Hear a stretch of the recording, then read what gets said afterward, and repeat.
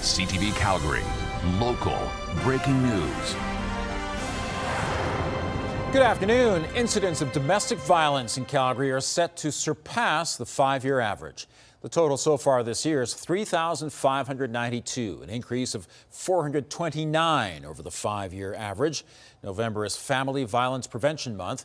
Calgary police track trends, conduct risk assessments, monitor high-risk offenders, and advocate for social supports.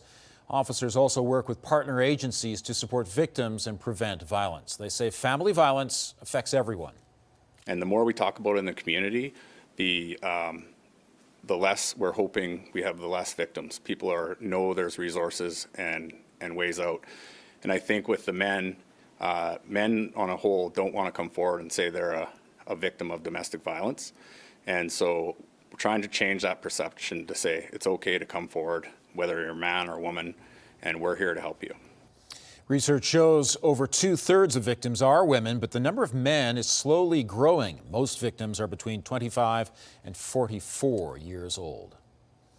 A fire overnight at Bridgette Bar on 10th Avenue in the southwest. The owner says most of the damage is in the men's bathroom as well as the private dining room. He says the main dining room and kitchen mainly sustained water damage, and the front and side doors will need to be replaced, along with some glass.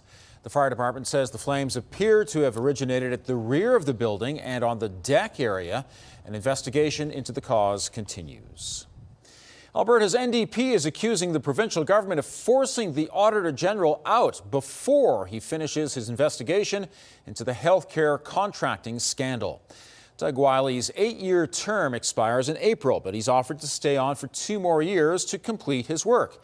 He's looking into the province's health procurement process after corruption allegations by the former head of Alberta Health Services. Yesterday, UCP members voted during a legislature committee for a search committee to start the process to fill the role. Alberta's Justice Minister says he's confident a new Auditor General will continue Wiley's work. The UCP has also said Wiley is more than welcome to reapply for the job. The Bishop of Edmonton's Anglican Diocese is upset about the province using the notwithstanding clause to force teachers back to work. Bishop Stephen London says he's speaking out because when one fundamental freedom is denied, it's possible to imagine other fundamental freedoms being denied. He says when democratic institutions around the world are becoming fragile, it would be wise to step back from this action. The bishop is calling on the Premier to amend the Back to Work Act to remove the notwithstanding clause. The strike vote by thousands of Alberta healthcare workers is done, but results aren't expected until Wednesday. The group of workers includes licensed practical nurses and healthcare aides. Contract talks between the Alberta Union of Provincial Employees and Alberta Health Services broke down last month. The union wants increased wages to reflect an increased workload. AHS says it respects the collective bargaining process and remains committed to negotiating an agreement. Halo Air Ambulance has been given the green light to resume flights. In September, the air ambulance service servicing the Medicine Hat area was grounded following a safety incident. The province would only say it happened during a patient transfer and nobody was injured. Since then, Emergency Health Services has completed a review and made changes to ensure better communication and safety. Calgary's housing market slowed slightly in October, fueled by a pullback on apartment and row-style homes. The Calgary Real Estate Board says year-to-date sales are down nearly 16% compared to last year, but remain in line with longer-term trends. Apartment-style properties continue to see elevated supply compared to demand, but detached properties are seeing a balanced market.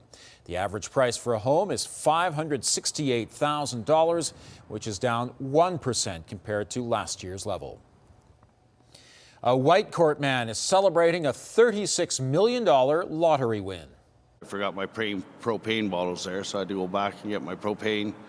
Then I rechecked it, counted the zeros behind it, and still pretty hard to believe. That's Stacey Boyce after winning the October 15th Lotto 649 Gold Ball jackpot. Boyce owns a logging company near Hinton and rolled into town to pick up propane and a lottery ticket. Despite the big jackpot, Boyce says he's keeping it quiet with his winnings. Thanks for joining us. We'll have more on the top stories coming up on CTV News at 5 and 6 or anytime online at ctvnews.ca/Calgary.